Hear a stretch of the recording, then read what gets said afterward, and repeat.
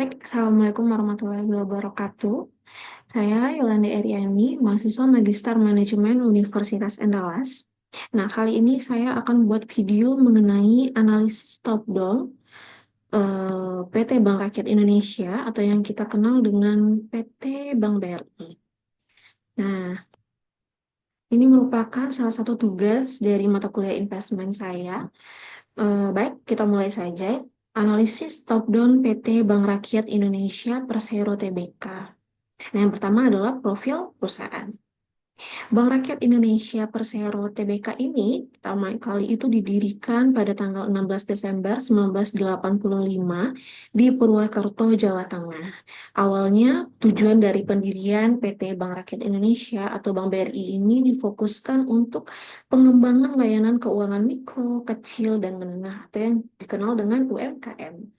Nah, pada tahun 2003, PT BRI ini atau PT Bank Rakyat Indonesia ini IPO dengan harga pertama itu sebesar 875 per lembar saham. Nah, jika dibandingkan dengan harga saham pada saat ini tentu sangat berbeda. Harga saham dari Bank Rakyat Indonesia ini saat ini adalah sebesar 4.170 per lembar saham. Nah, saat ini Bank BRI juga memiliki lebih dari 9.000 unit kerja dan juga mendapatkan dukungan dari agen BRI Link sebesar 400.000. Hal ini tentu akan mempermudah akses layanan Bank Rakyat Indonesia dari berbagai kondisi, dari berbagai tempat, baik dari kota maupun desa, banyak yang dapat mengakses. Tidak perlu pergi ke bank, si nasabah tidak perlu ke bank, cukup menggunakan agen BRI Link saja juga dapat mengakses layanan dari BRI. Nah, bisnis utama BRI ini itu yaitu menghimpun dana masyarakat dalam bentuk simpanan dan memberikan pinjaman. Tentu BRI juga menyediakan aplikasi mobile banking yang saat ini sangat berguna karena saat ini orang itu cenderung masyarakat cenderung melakukan atau apa, cenderung menggunakan aplikasi mobile banking yang dapat berguna untuk QRIS, untuk mengakses layanan-layanan lain. Nah, bagi BRI itu layanannya bernama Brimo untuk aplikasi mobile banking. Baik, selanjutnya untuk anak perusahaan, BRI ini punya 9 anak perusahaan. Maaf sebelumnya, BRI punya 10 anak perusahaan yang memang juga merupakan perusahaan-perusahaan besar. Sebut saja ada PT Asuransi BRI Life. Nah, PT Asuransi BRI Life ini adalah perusahaan eh, asuransi yang besar di Indonesia. Lalu ada PT Pegadaian. Siapa yang nggak kenal dengan Pegadaian? Lalu ada PT Permodalan Nasional Madani atau yang dikenal dengan PNM. Nah, bagi orang-orang yang melakukan pembiayaan, biasanya itu di desa-desa itu menggunakan PNM. Lalu ada PT Bank Raya Indonesia atau ini merupakan salah satu bank yang juga cukup besar di Indonesia. Lalu yang lainnya ada PT BRI Manajemen Investasi, BRI Global Financial Service, BRI Multifinance, BRI Dana Reksa Sekuritas, BRI Ventura Investama, PT BRI Asuransi Indonesia. Nah, dari semua anak perusahaan ini juga merupakan perusahaan yang besar yang ada di Indonesia. Selanjutnya adalah analisis ekonomi. Nah, analisis kondisi ekonomi dan pasar modal. Hal ini adalah hal yang sangat penting dilakukan investor ketika akan melakukan investasi di pasar modal. Kenapa demikian? Bisa kita lihat pada slide yang pertama itu adanya hubungan antara apa yang terjadi di lingkungan makro dan bagaimana kinerja dari pasar modal. Karena pasar modal itu biasanya mencerminkan apa yang terjadi pada perekonomian makro. Karena pasar modal akan bereaksi terlebih dahulu terhadap perubahan ekonomi makro yang akan terjadi, seperti perubahan tingkat bunga, inflasi. Nah, biasanya itu harga-harga saham itu akan bereaksi terlebih dahulu dari kondisi ekonomi. Selanjutnya bisa dilihat dari PDB atau produk domestik bruto. Bisa kita lihat pada tabel dari tahun 2019 hingga tahun 2023. Terjadi peningkatan yang sangat signifikan Bisa kita lihat ya dari 2019-2023 PDB-nya itu meningkat dengan sangat signifikan. Nah, apa pengaruhnya PDB ini terhadap dampak investasi? Nah, peningkatan PDB itu berdampak positif pada daya beli konsumen, sehingga akan berdampak pada kenaikan permintaan produk dan profit perusahaan. Nah, ketika PDB meningkat, otomatis daya beli konsumen itu akan meningkat. Ketika daya beli konsumen meningkat, maka permintaan akan produk perusahaan tentu akan meningkat. Dan hal itulah yang akan meningkatkan profit atau keuntungan bagi perusahaan. Nah, hal ini adalah sinyal positif bagi investor untuk melakukan investasi. Gitu. Nah, selanjutnya ada tingkat inflasi. Bisa kita lihat terjadi kenaikan inflasi yang sangat tinggi pada tahun 2022, namun terjadi penurunan inflasi yang sangat bagus pada tahun 2023. Nah, apa hubungannya? Ini bisa kita lihat ketika inflasi meningkat, maka akan berpengaruh pada kenaikan harga kebutuhan sehari-hari, sehingga akan mengurangi pendapatan masyarakat. Nah, namun ketika inflasi menurun, tentu juga akan berpengaruh pada investasi dan bagi kebutuhan bagi masyarakat tentu harga-harga juga akan mengalami penurunan. Nah, keuntungan perusahaan juga akan terpengaruh karena biaya operasional yang meningkat ketika inflasi meningkat. Namun, ketika inflasi turun, harga-harga kebutuhan turun, maka kebutuhan atau biaya operasional perusahaan juga akan menurun, sehingga keuntungan perusahaan juga akan mengalami peningkatan. Nah, selanjutnya ada tingkat bunga atau BI rate. Bisa dilihat tingkat suku bunga atau BI rate dari tahun 2019 hingga tahun 2023. Ketika tingkat suku bunga tinggi, maka akan semakin rendah minat masyarakat dalam melakukan investasi.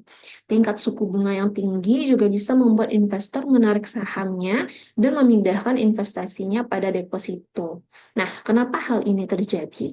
Karena investor juga akan berpikir, ketika dia meletakkan dananya pada suatu saham, melakukan investasi. Nah, melakukan investasi ini kan ada ketidakpastian ya. Namun ketika meletakkan dana pada deposito, sudah pasti suku bunga yang didapatkan atau bunga yang didapatkan dari deposito itu akan pasti dia dapatkan. Nah, ketika tingkat suku bunga ini tinggi, maka investor itu tidak akan segan-segan memindahkan dananya dari saham ke deposito. Tentu hal ini akan membuat dampak yang cukup sangat signifikan bagi pasar modal. Nah, lalu selanjutnya ada nilai tukar rupiah terhadap USD atau US dollar. Bisa kita lihat bagaimana nilai tukar rupiah ini dari tahun 2019 hingga tahun 2023. Ketika kurs rupiah menguat pada mata uang asing, maka akan berdampak positif bagi perekonomian. Nah, pada tahun 2019, mulai dari bulan Januari, itu nilai kurs rupiah itu cukup stabil. Lalu terjadi depresiasi yang sangat tajam pada tahun 2020. Bisa kita lihat nilai kurs rupiah mencapai 15.081. Nah, hal ini itu disebabkan oleh COVID-19 karena terjadi ketidakpastian ekonomi pada saat itu. Lalu terjadi pemulihan ekonomi yang bertahap pada tahun 2021, bisa dilihat nilainya kembali cukup stabil di angka 14.000. Namun pada tahun 2022 kembali mengalami depresiasi yang sangat tajam, mencapai 15.464. Nah, hal ini itu disebabkan oleh utang luar negeri jangka pendek yang jatuh tempo. Nah, hal ini itu utang luar negeri yang jatuh tempo ini mengalami peningkatan. Lalu adanya perang Rusia dan Ukraina. Nah, sebab perang ini juga menjadi ketidakpastian ekonomi terjadi kembali. Lalu pada tahun 2023, karena adanya inflasi global yang melandai, terjadi peningkatan kembali kurs rupiah, namun pada akhir tahun terjadi pelemahan.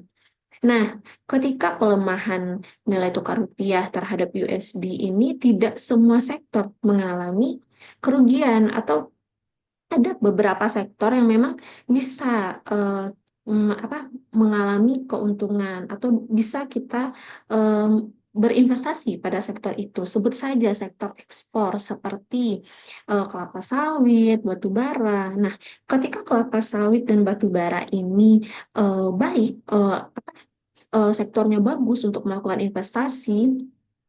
Nah, hal ini akan berpengaruh pada sektor perbankan karena perbankan tentu akan memberikan pembiayaan-pembiayaan kepada si sektor ekspor tadi, apalagi Bank BRI ya, karena Bank BRI ini fokus kepada UMKM.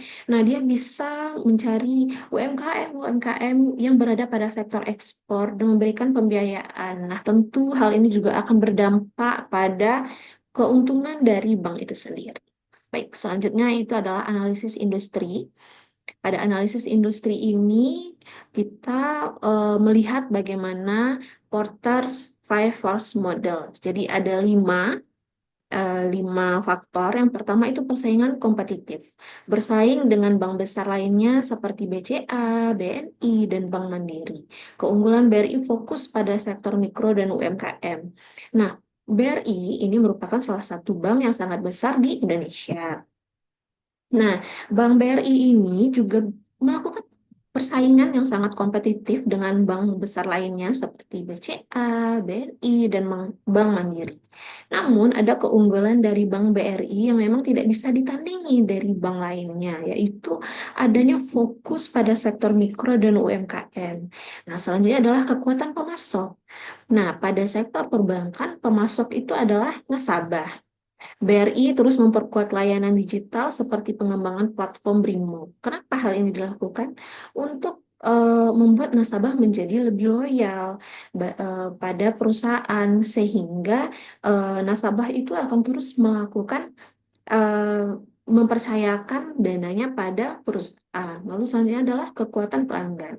BRI menjangkau seluruh wilayah termasuk pedesaan, lalu melakukan inovasi digital dan peningkatan kualitas layanan agar nasabah menjadi lebih loyal. Nah, hal ini hampir sama dengan yang dilakukan BRI seperti pengembangan platform Brimo tadi, lalu BRI juga menyangkau seluruh wilayah termasuk pedesaan. Nah, ini bisa dilakukan ketika BRI membuka atau bekerja sama dengan mitra seperti agen-agen BRI Link. Jadi, nasabah itu tidak perlu ke bank, cukup dengan pergi ke BRI Link juga bisa mengakses layanan yang diberikan oleh Bank BRI. Lalu selanjutnya adalah ancaman produk pengganti. Layanan keuangan digital eh, menjadi ancaman tersendiri bagi bank-bank lain, bank konvensional lain. Namun BRI dapat merespon dengan baik dengan memperkuat layanan digital melalui Brimo. Nah, platform Brimo itu menjadi nilai plus juga bagi BRI karena nasabah bisa mengakses layanan dengan sangat mudah, menggunakan QRIS dengan sangat mudah dengan Brimo. Karena pada saat ini banyak masyarakat, tidak hanya Gen Z, milenial maupun bapak ibu lainnya itu menggunakan eh, apa digital apa menggunakan QRIS untuk pembayaran sehingga BRI dapat merespon dengan baik. Nah, selanjutnya adalah ancaman pendatang baru. Pada industri perbankan, regulasi dan kebutuhan modal minimal cukup besar. Posisi BRI yang kuat dari segi jaringan dan portofolio. Nah, memang pada industri perbankan itu untuk ancaman pendatang baru itu memang cukup sulit dilakukan. Kenapa? Ancaman pendatang baru itu sulit karena adanya regulasi pada sektor perbankan yang sangat ketat, lalu kebutuhan modal minimal yang cukup besar juga, sehingga membuat bank-bank yang sudah ada seperti BRI ini menjadi sulit untuk ditandingi bagi bank pendatang baru. Nah, selanjutnya adalah analisis perusahaan. Di sini kita bisa melihat dengan berbagai faktor bagaimana perusahaan itu, apakah perusahaan itu menguntungkan atau tidak. Yang pertama itu dilihat dari EPS. EPS ini adalah earning per share. Lalu kedua dilihat dari nilai PER, price to earning ratio. Nah, kedua hal ini itu mencerminkan kinerja keuangan yang sebenarnya. Lalu juga menggambarkan laba bersih perusahaan per saham. Lalu selanjutnya bisa dilihat dari ROA, Return on Asset. Nah, ROA ini itu menggambarkan bagaimana bank efisien dalam menghasilkan laba. Lalu menggunakan ROE, perusahaan dapat menghasilkan laba dari modal pemegang saham. Lalu yang kelima, bagi investor yang melakukan investasi untuk jangka panjang, hal ini sangat penting, yaitu dividen. Nah, bisa dilihat di sini datanya sudah saya olah. Ada beberapa rasio seperti ROA, ROE, EPS, dan PER dari tahun 2021, 2022, dan 2023. Yang pertama ada ROA. Terjadi peningkatan yang sangat signifikan. Bisa dilihat dari 1,8% pada tahun 2021 meningkat hingga 3,1%. Nah, tentu hal ini itu mengartikan apa? Yaitu Bank BRI dapat mengelola asetnya dengan optimal, sehingga hal ini menjadi sinyal positif bagi investor yang ingin melakukan investasi di BRI. Lalu selanjutnya itu ROE. Nah, bisa dilihat juga kenaikannya itu sangat signifikan dari 11% ke 19%. Nah, hal ini adalah mengartikan apa? Perusahaan itu dapat mengelola modal dengan baik serta terjadi peningkatan profitabilitas. Lalu selanjutnya bisa dilihat nilai EPS yang juga cukup tinggi, eh, dari 202,93 menjadi 398,69. Nah, hal ini menggambarkan prospek perusahaan untuk kedepannya. Laba yang dihasilkan juga cukup tumbuh dengan pesat. Lalu selanjutnya itu nilai PER atau Price to Earning Ratio yang cukup menurun. Nah, hal ini itu menggambarkan apa? PER itu menggambarkan seberapa banyak investor bersedia membayar dari setiap unit laba yang dihasilkan. Nah, ketika harganya ini atau nilai PER ini merendah atau menurun, maka harga saham itu dikatakan relatif lebih murah. Nah, sehingga hal ini juga memberikan sinyal positif bagi investor. Investor dapat membeli saham pada bank BRI pada saat ini. Selanjutnya itu ada dividen. Nah, seperti yang sudah saya sebutkan tadi, dividen ini akan sangat berguna bagi investor yang melakukan investasi untuk jangka panjang atau yang ingin istilahnya itu menabung saham pada suatu perusahaan. Nah, Bank BRI juga cukup continue memberikan dividen setiap tahun. Nah, terlihat dari 2021, 2022, dan 2023. Namun, sebelum tahun ini juga Bank BRI memberikan dividen, namun tidak saya catatkan di sini. Yang saya catatkan untuk 3 tahun saja. Dan pada 3 tahun ini juga kita bisa lihat bagaimana peningkatan dividen yang diberikan Bank BRI. Kalau saya yang menjadi investor, tentu akan melirik Bank BRI. Sudahlah ROA tinggi, ROE juga tinggi, EPS tinggi, bahkan dividen yang diberikan bank itu juga cukup tinggi.